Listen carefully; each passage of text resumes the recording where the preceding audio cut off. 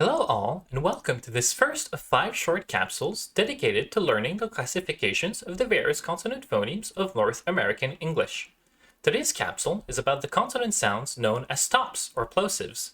Stops are named after the fact that when pronouncing these types of phonemes, the airflow coming from your lungs is completely stopped for a small amount of time before being released in an explosive manner. The articulation of a stop is done in 3 steps. First, the approach, during which the two articulators come together.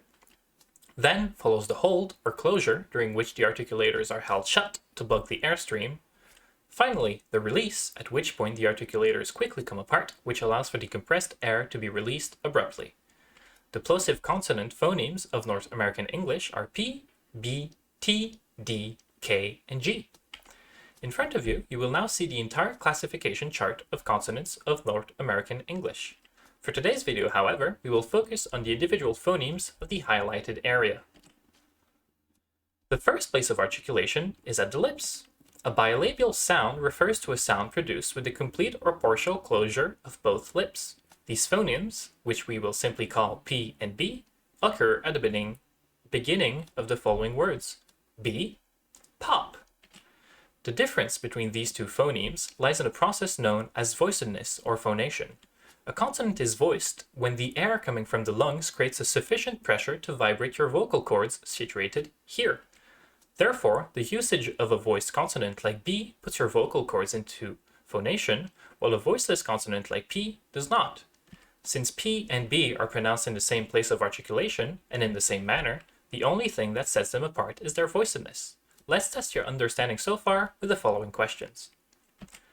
The next place of articulation is the alveolar ridge. The alveolar ridge is the space here directly behind your upper teeth. To create an alveolar consonant, the tip of the tongue is raised to create a complete or partial closure situated at the alveolar ridge. Thus, an alveolar stop occurs when the tongue and alveolar ridge form a complete closure, as in the phonemes T and D. The voiceless alveolar stop T can be heard in the word tennis, and the voiced alveolar D can be heard in the word dentist. Let's test your understanding so far with the following questions. Our final place of articulation is at the velum, also known as the soft palate.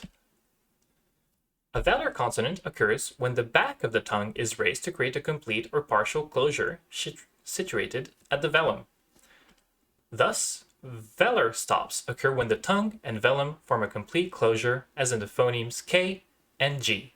The voiceless velar stop K can be heard in the word kit, and the voiced velar stop G can be heard in the word gate. Let's test your understanding with this final question.